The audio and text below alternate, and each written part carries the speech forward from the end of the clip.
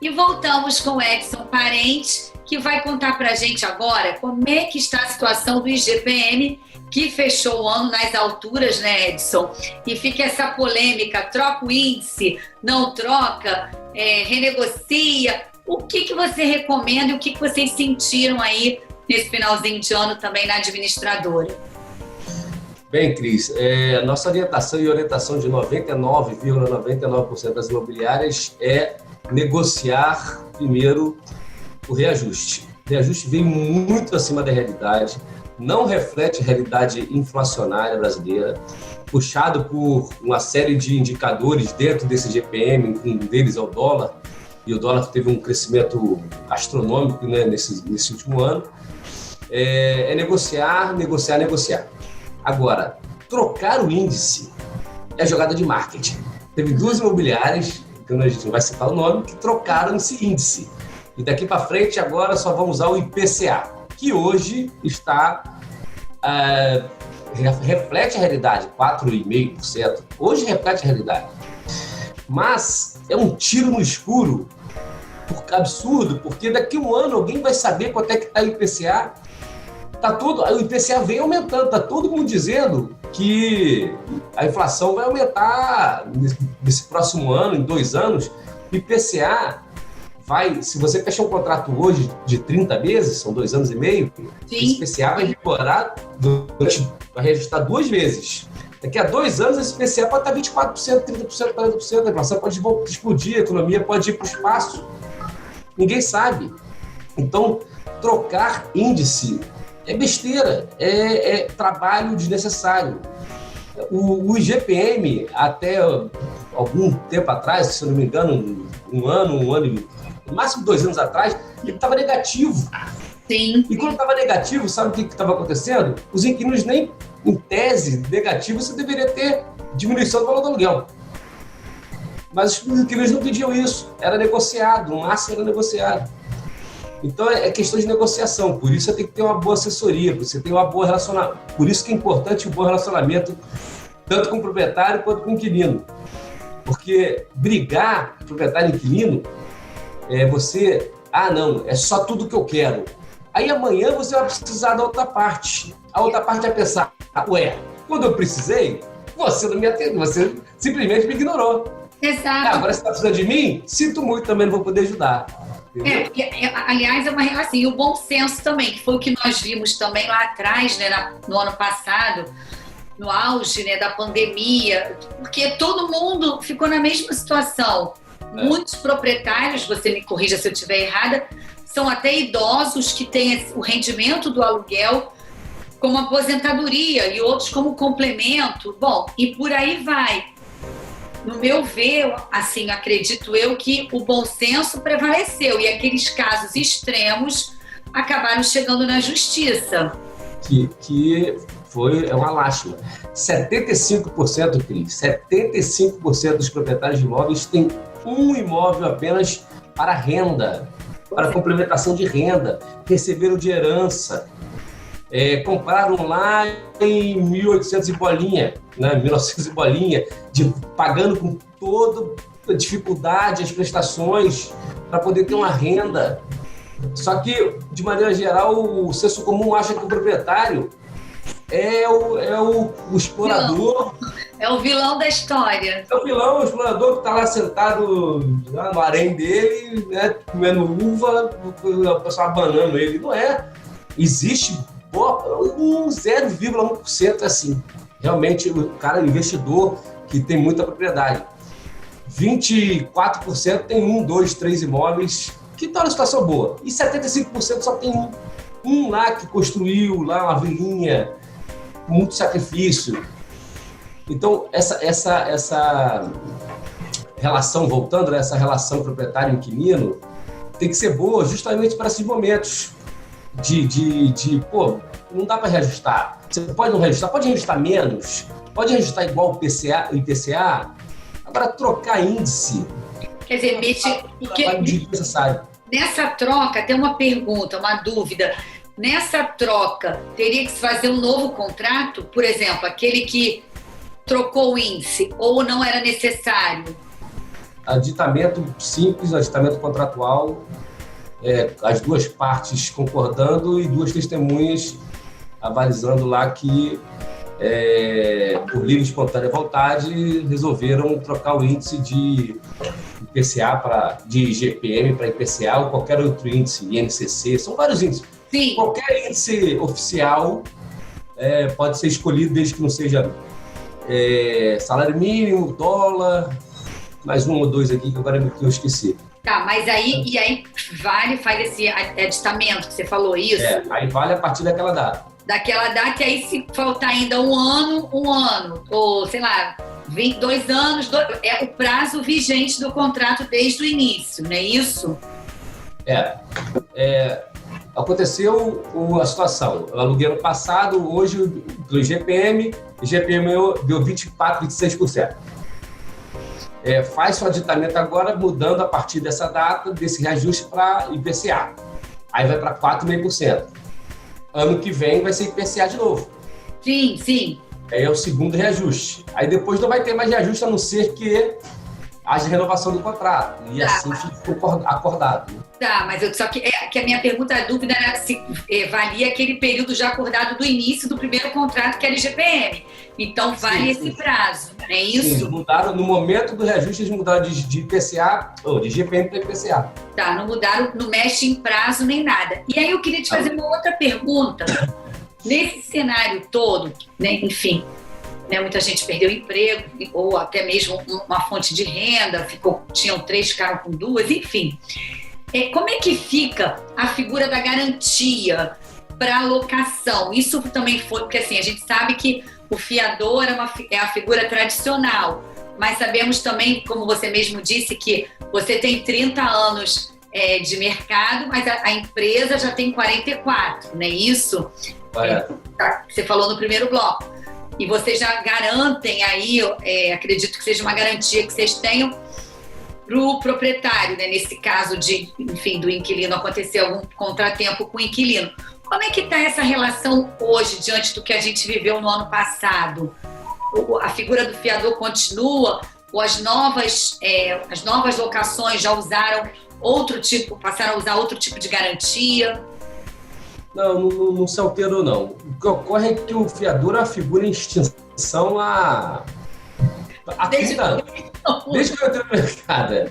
Ninguém gosta de fiador, ninguém gosta de ser fiador, ninguém gosta de pedir favor ao fiador.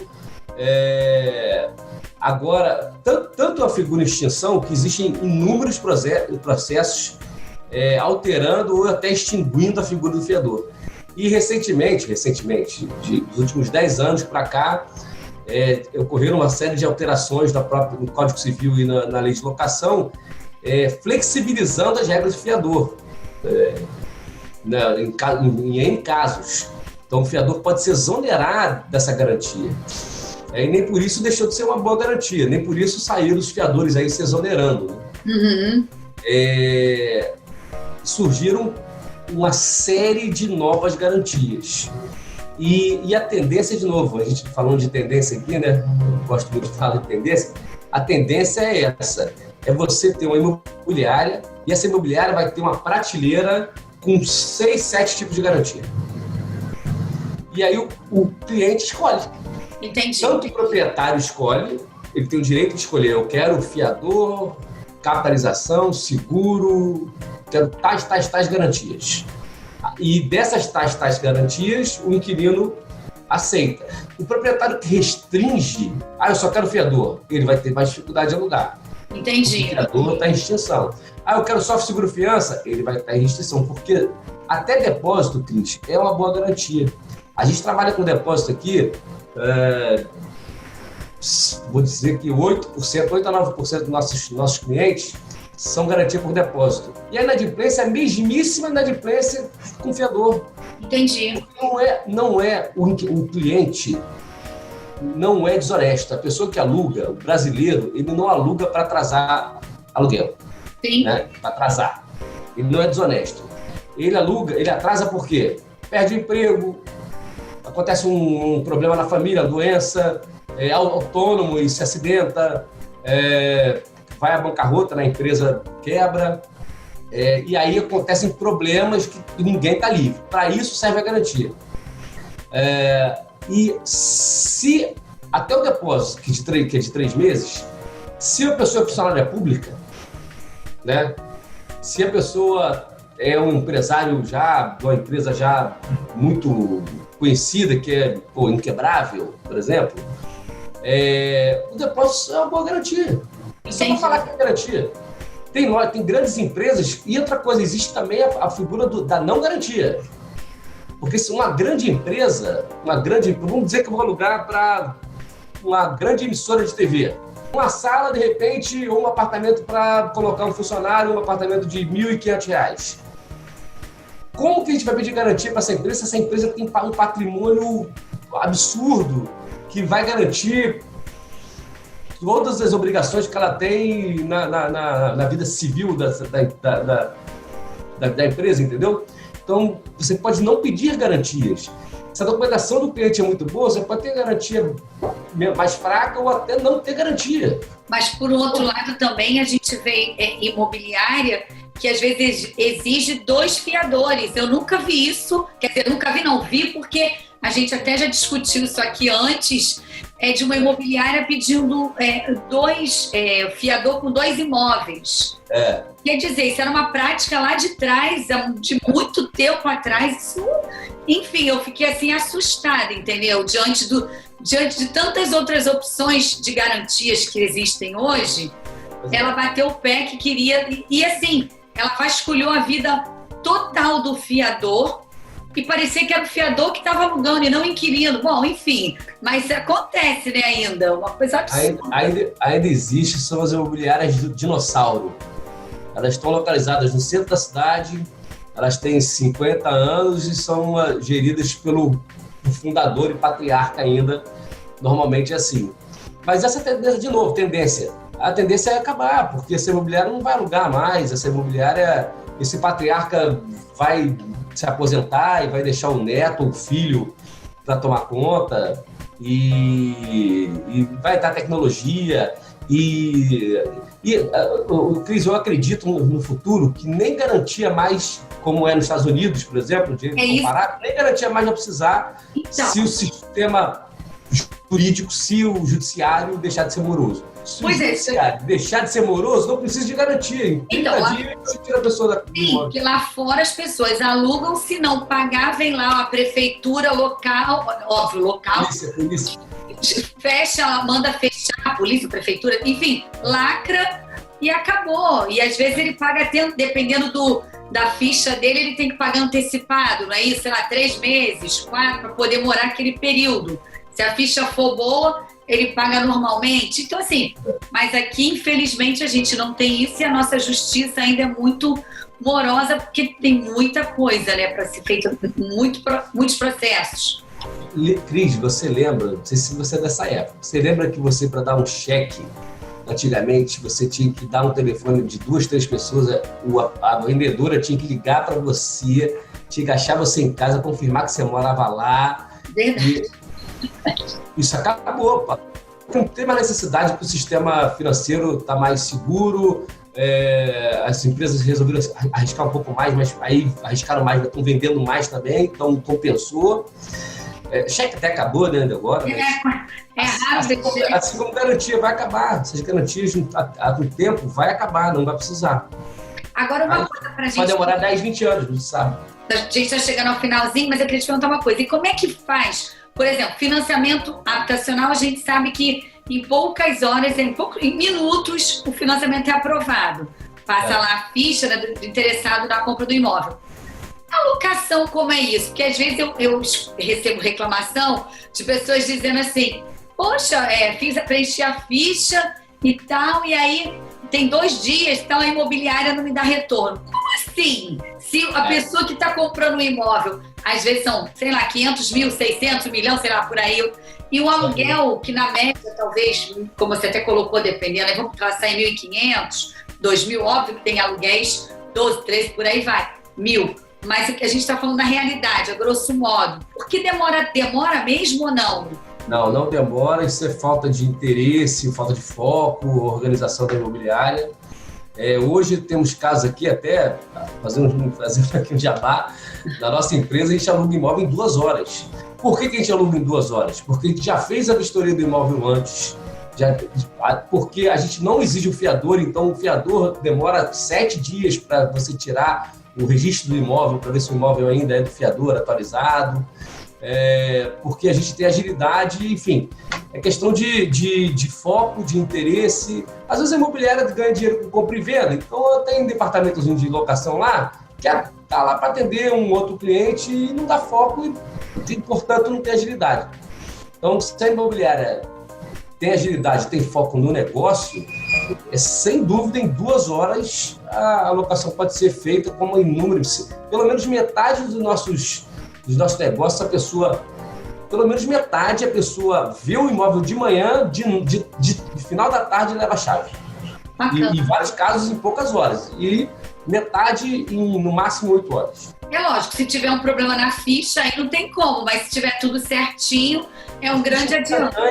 A ficha tem empresa que a ficha é instantânea. Cris, a gente não está pedindo nem documentação. Se a ficha da pessoa for um score muito elevado em relação ao valor do aluguel, para que eu vou pedir documentação dele? Isso aí pode assustar alguns ouvintes aí, telespectadores, mas essa também é a tendência que está acontecendo e está dando muito certo, e essas pessoas com o score elevado não atrasam o aluguel.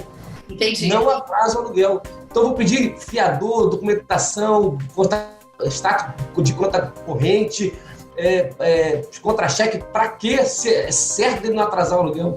Entendi. E aí tudo isso também vem da sua experiência, né? Enfim, das N imobiliárias também que tem por aí. E para fechar, a assinatura digital também veio para somar, né, nesse processo, né? Total. A gente, desde 2017, a gente foi a primeira no Rio de Janeiro, acho que foi a segunda no Brasil e a primeira no Rio a assumir a assinatura digital, e foi um sucesso absoluto. Isso agilizou, inclusive, a alocação. Isso tudo vai agilizando. Isso não é invenção nossa, não. Isso a gente traz um parceiro de tecnologia. Como eu falei, a Renascença é tradicional, só que ela, como qualquer outra empresa pode fazer. Só que ela traz parceiros de tecnologia. Um parceiro que aprova a ficha instantaneamente, outro parceiro de assinatura digital, outro parceiro que faz vistoria. Tempo recorde. E vai chamando as pessoas e consegue fazer rápido. Não é fácil, é demorado, mas dá para chegar. Não, depois que chegou, montou o time, aí agora só, né? Então, assim, chegamos ao final, o importante, o momento está propício para alugar e para quem quer comprar para ganhar com aluguel também, é isso? Sem dúvida, sem dúvida. Tá ótimo, tem que aproveitar, o momento é esse, e a gente não sabe até quando isso vai durar. Então tem que aproveitar rápido, né? É verdade. Bom, Edson, obrigada mais uma vez por ter aceito o nosso convite. Você possa voltar outras vezes. Obrigada mesmo. Eu que agradeço, estou à disposição sempre para você. Obrigada, gente. Ficamos por aqui, até a próxima. Tchau, tchau. Tchau, tchau.